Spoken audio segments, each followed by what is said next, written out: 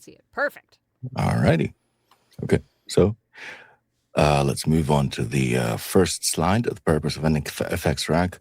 A lot of people think that an effects rack is meant to like fix your voice or something, but that's actually not true. It's supposed to separate your voice from your recording space because your voice will interact with your recording space and alter it somewhat. And you know that simply by moving from one location to another. If you're in a hallway, your voice might echo a little bit. If you're in an empty room, it's going to sound different from a room that has a lot of like soft furniture, for example. Or if you're in church, it's going to echo across the entire space, or you burst into flame, depending on the kind of person you are. But that's what the effects rack does. It just takes away your voice, separates it from your recording space. Now, that doesn't mean that you shouldn't treat your room. Obviously, the room has to do 90% of the heavy lifting. That's why you treat it. You put things like moving blankets, rock wool panels, or foam panels.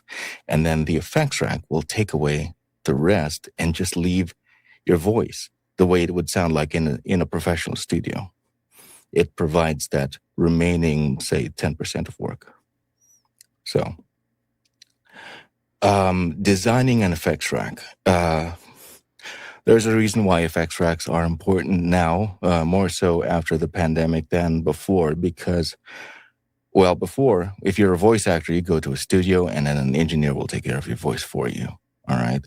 Now, a lot of people have home studios, they work from home, so they have to process their voice themselves. So, the easiest way to remember how to put together an effects rack is there are 3 stages, 3 C's. Correct the voice, compress the voice, and color the voice. Now, color means enhancement, adding detail, adding articulation. Compression is controlling dynamics. Especially with fiction, there are times when you whisper, there are times when you're really loud, and you want to squash that so that the level is a little bit more even. Now, correction is removing things like residual reverb. If your space isn't as treated as you want it to be, let's say you have moving blankets or foam panels, and there's still a little bit of like low end or a little bit of echo that's still there, you take that out so that it doesn't, so that compression works more cleanly.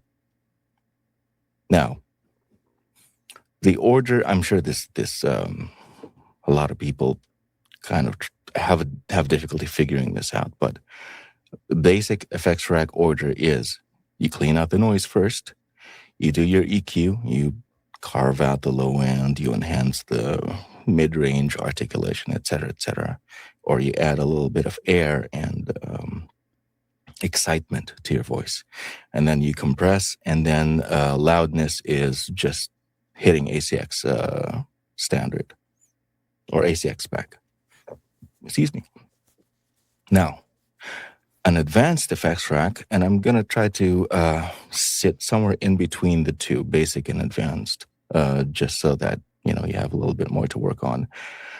But you do a high-pass filter, you take out all the noise or anything that is below the threshold of human speech, right? And then you declick because that sounds nasty. Expansion is bringing the noise floor further away from your voice. All right, you make the quiet parts even quieter. So if your noise floor is like minus 60, the expander will bring it to, let's say minus 70. And then noise reduction will take it even further down to about minus 80. So you have a very quiet, very clean recording. Corrective EQ, that's the thing I mentioned before, where you kind of remove the room from your voice. Compression controls dynamics. DS takes care of sibilance. And then sweetening EQ just adds articulation and clarity and all that. And then ACX spec, loudness. I'm going to try to move as quickly as possible with these slides, but once you can watch the instant replay or the VOD, you can take screenshots of this if you like, or you can take screenshots now. Won't bother me. So, my job as an engineer, and this is something you can do on your own if you like. What we do is that we assess things like recording space, whether it's, well, I'll explain the details later, but recording space, noise factors, mic placement, the type of voice that you have, your equipment, and your DAW. So, recording space, what type of treatment you have. And this is important because this tells me what frequencies I need to remove. So, depending on the type of treatment, you will have residual frequencies that have to be carved out of your voice. Noise factors. So I have to listen to these things. If you have HVAC that switches on now and then, or produces a low hum that kind of vibrates throughout your home studio, or if you have a computer fan going nearby, and I have to find a way to sort of like identify the frequency and take it out. That's something you can do. Yes. Potential interference. So if you have like a hum in the, like the high frequencies from LED lights or something, or if you have unshielded cables, usually I'll tell you to replace them. But let's say you don't, then I'll just have to carve out that frequency. It's usually between 60 to 120 hertz. I take that out. And then environmental stuff. If you have road noise, farm animals, or in my case, if you have a volcano nearby, that's something I have to pay attention to, and I will mark that as something to take out. Mic placement. So, depending on where your mic is, it will affect the way it picks up your voice. So if you're using a floor stand, for example, sometimes floor vibrations will come through the stand. If you have a boom arm, maybe a bit of that desk bounce, not desk bounce, but desk vibration when you move your mouse or work on your keyboard. Or if you have those tiny little desk stands with a base or a tripod, then vibrations can come up through the desk and go into your microphone. Voice, vocal register, vocal characteristics, where your fundamental sits. That will tell me where I can place the high-pass filter. And depending on your register, if you're vocal characteristics. So if you're slightly nasal, I can correct that. If you have a very chesty voice, then I can, scoop that out a little bit so that it's not too boomy. So those things factor into the design of the effects rack. Equipment, obviously, microphones have different frequency responses. Sometimes they're dark, sometimes they're very bright. If you're somewhat sibilant and you're using a bright microphone, that could exacerbate sibilance, and then I have to work that into the EQ or the de-essing. Your type of interface will also determine things like dynamic range and other stuff. The quality of the conversion, for example, when it converts your analog signal to a digital one. If it does it well, if it doesn't do it well, and so on and so forth. And finally, the DAW. The reason why the DAW is important is simply because I need to know what I'm designing the effects rack for. Is it for Audition, or is it for Reaper or Studio One, so on and so forth. For those who don't know what DAW stands for, it's basically digital audio workstation. So now we can't expect effects racks to correct everything. As much as possible, we want the effects rack to only take care of the 10, 15%, remaining 10 and 15%.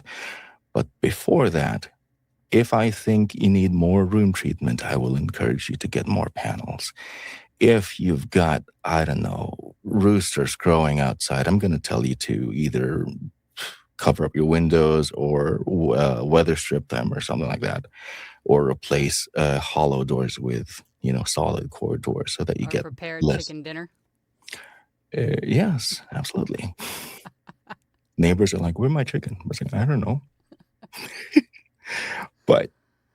And mic positioning, that's also important, because if I feel like you're either off axis most of the time, and then it makes it makes my job a little tougher.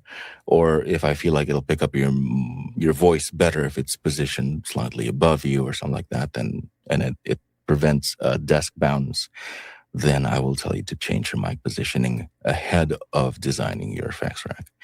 And of course, recording levels, they have to be healthy between -18 and -12, because it doesn't make sense for me to design an effects rack if your recording levels are really tiny or worse, extremely loud to the point of clipping. No effects rack is going to be able to fix that for you. So that ends my slides. I'm going to now go into a session in Adobe Audition. I'll zoom out a little bit, and this is an example of a fairly healthy recording. If you zoom in a little bit, you can see that the peaks are they live between -18 and -12. You can do that simply by lining up those little peaks to the little ruler off to the side right there. And that should tell you whether you're loud enough for processing. Because something a lot of people don't realize is that plugins behave the best when your recording levels are at a certain type of loudness. That's why I tell people to stay between -18 and -12. And as much as possible, do not go over -6. Because depending on your type of audio interface, when you're too loud, you can distort. And again, distortion is not something an effects rack can fix for you. So try to stay within healthy recording levels. Now, this is a sample effects rack. I have some effects switched off, and then I'll just go through them from top to bottom. These are all stock effects from Adobe Audition.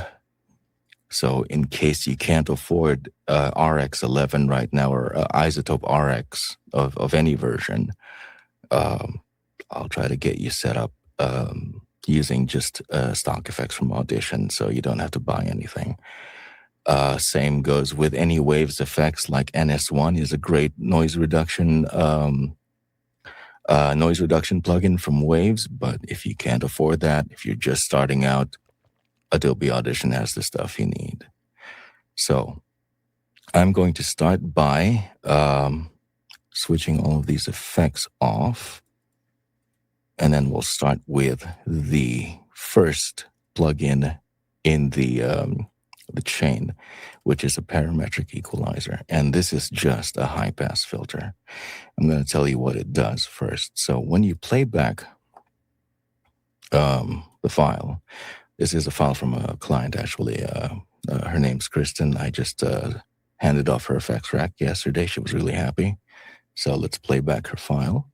Chapter 3, The Conference. Breathe in for 4. Now, usually a high pass is meant to be below the first fundamental of the human voice. You can see there's a little peak right at about, looks like 200 hertz. Chapter 3, The Conference.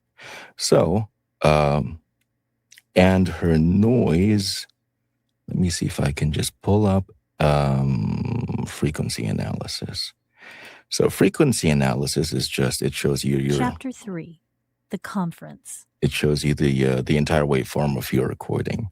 But if you just focus on the noise floor and you play it back, you'll see that the noise, the room noise, is roughly around...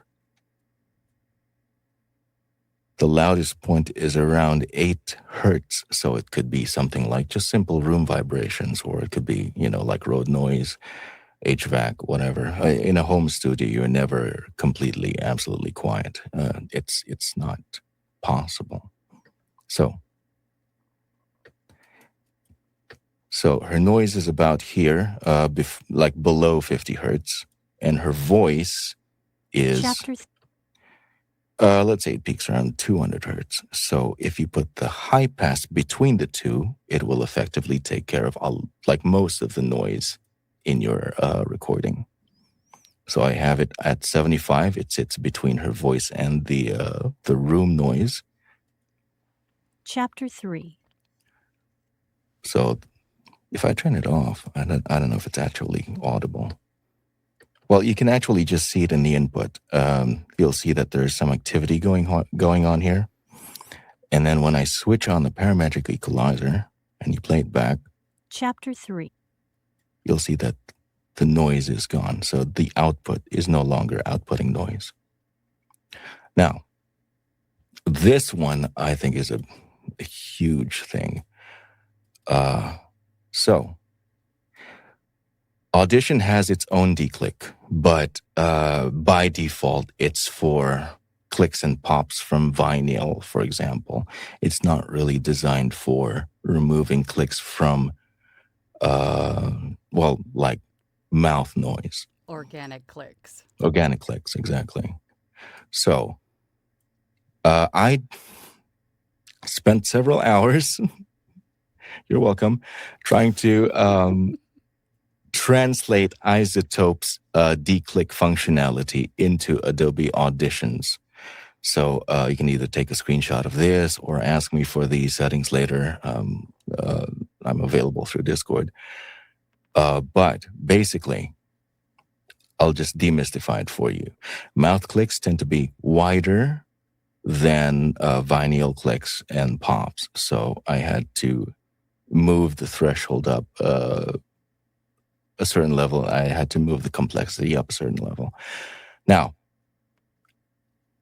you can just get away with one declick or one instance of declick, and it should take care of the job fairly well. But Isotope is more accurate. So what I did was that I stacked two instances with very gentle settings on both of them.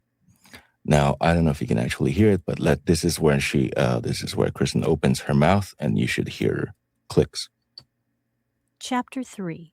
The Conference. Okay, you must have heard that. Then I switch on the automatic click remover.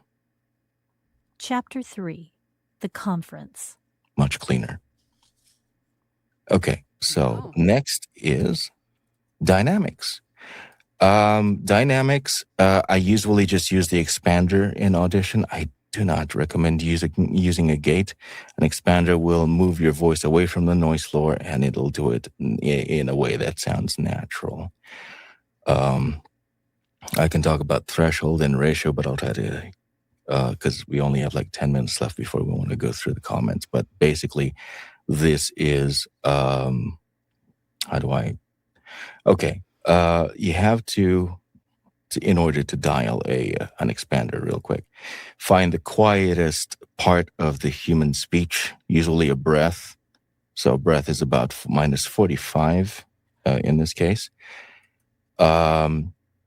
So you want to set that threshold below that, the quietest part of human speech. So in that case, in this case, it's minus 48. It's just below her breath. If you have really loud breaths and you want to attenuate them, then bring the threshold up to slightly above or within the range of that breath, and then just set the ratio to about 4, and then you're good to go. That should take care of a lot of the noise without removing her breaths, because you don't want to take away those breaths. And those are the things that make you sound human, right? So I'll give you an example of what a gate sounds like. The Conference. Breathe in for 4. That's horrible. That's horrible, right? Okay, so switch to expander. Chapter 3. The Conference. Breathe in for 4. It's more natural. And you notice the expander is only engaging when she's not speaking. Chapter 3. So when she's speaking, it's off. And then when it's quiet, it's on. Chapter 3. The Conference. There you go. Denoising. Here's an interesting thing. All right. So NS1 is usually what I use as an engineer. But Audition has its own denoiser. It's less automatic as NS1 compared to NS1. NS1 is just like one dial and you're good to go. But with denoise in Audition, you have to choose between the different processing focuses. There's all frequencies, mostly low frequencies, mostly mid, or low and high, or just high frequencies. Usually, in a home studio, you would have low frequency buildup. That's one of the types of noise that you usually get, and electrical, which is high frequencies. So I usually set this to low and high. I just very small amount of denoising. Well, in Kristen's case, anyway, it really depends on your recording environment, but it's usually around 10%. And then just a little bit of makeup gain, like 1 dB. So that's one way of doing it. Again, usually what I do is I stack 2, but keep them gentle. So I have one set for low frequency noise at 8%, high frequency noise 8%. That's just more accurate. And it will behave more like NS1 that way. Parametric equalizer. Okay, so this is EQ. And this is not something that you can design as a kind of like a stock frequency or a stock frequency curve for general use. It has to be customized per voice. And usually how I like to set up a parametric equalizer is, let me see if I can do this. I'm just going to set this to a flat curve. And the way a sound engineer designs EQ is that they first listen to the recording. Chapter 3, The Conference. And then you can also sort of see that in the playback. You can see where the Chapter energy 3. is mostly at. So you can see that there's a lot of low-end energy here. And that's usually from having a not completely sound-treated environment. So you do that, you set something like a low shelf to just take away some of that.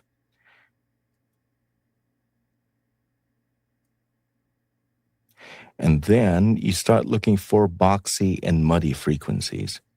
I'll just demonstrate this real quick. Obviously, it's not going to be very accurate because we're pressed for time. But what you do is that you boost a certain frequency by pulling up this one of these bands, and then you do a sweep. 3, The Conference. Breathe in for 4. Hold for 7. So when it starts sounding a little boxy, what you do is pull it down. Out for 8. Honestly, I don't want to breathe right now, Grace whispered to herself. So it'll start sounding more articulate. It's going to sound clearer. It's going to sound less hemmed in. And that's what a sound engineer does when they design EQ. So I took care of the muddy frequency, and I'm going to look for a boxy frequency. Feeling confused and curious about her reaction, her last exhale came out too forcefully, an audible "ha" that made her wince. So I don't know if you can hear that, but it sounds like she's like in a box. What you do now is that you take that As her frequency mind and you take it down. wandered around the candlelit room, Oop. My bad, sorry. questioning what was happening to her. She had been eager to attend the morning session about the sleeping prophet, Edgar Cayce. And I don't know if anyone can hear that, but I could. now it's starting to sound clearer. But now she's sounding a little bit slightly nasal because we are cleaning up the low mids. So I'm going to look for one last frequency. his method for inducing a trance state for channeling. Thousands of his readings were housed at the ARE headquarters. Okay, you hear that where it sounds like she's talking in a tunnel? So what we're going to do now is sharpen that up a little bit. Right there in Virginia And then Beach. cut it. Unfortunately, that event and all the others were already booked for the 10 a.m. time slot. Okay, so that's how a sound engineer takes care of EQ. They remove the room interaction from the voice so that the voice sounds clean, articulate, and clear. Magic. Yeah, it is. Let's see. Okay, single band compressor. Compressor. All right. A compressor is something that brings down your high peaks and pulls up your low peaks and sort of kind of squashes them a little bit so that the dynamics are more even. I'll just set output to 0. So the threshold will determine how much of that peak reduction happens. The ratio is how aggressively it pulls those peaks down. Attack and release are how quickly it grabs those peaks and how long it holds those peaks for. That's voodoo for most people, I understand. So that is something I think we'll have to save for a much more detailed session. So let's just suffice to say this is perfect for like a regular audiobook read, much like what Kristen's doing here. What you do is you set your compression settings and then you play it back. You watch your input and output, and then you see how much quieter your recording has become. Chapter 3, The Conference. Breathe in for 4. So it's taking away roughly 3 decibels. So you add something like maybe 3, maybe even 5 on your output gain to make up for the loudness. Chapter 3, The Conference. And finally, we're almost at the half hour mark. So de-essing. This one's actually kind of fun, but painful to the ears, but kind of fun. Read the spectral view. Look for these little hot spots. They're usually bright yellow, and that's usually where your where the pain band for sibilants is. Let's see if we can find one. We already found 2, actually, but okay, these are great examples. Grace whispered to herself, feeling confused and curious about her reaction. So what you do is you take a, let's say, parametric equalizer, or let's use frequency analysis. I'm just going to make it a little smaller. We're going to highlight an S. We're going to play it back, and you're going to see the spike in the frequency analysis. I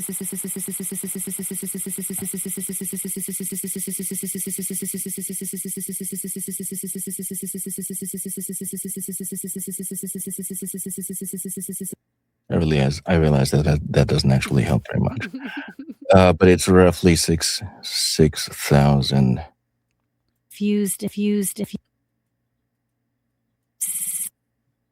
Okay.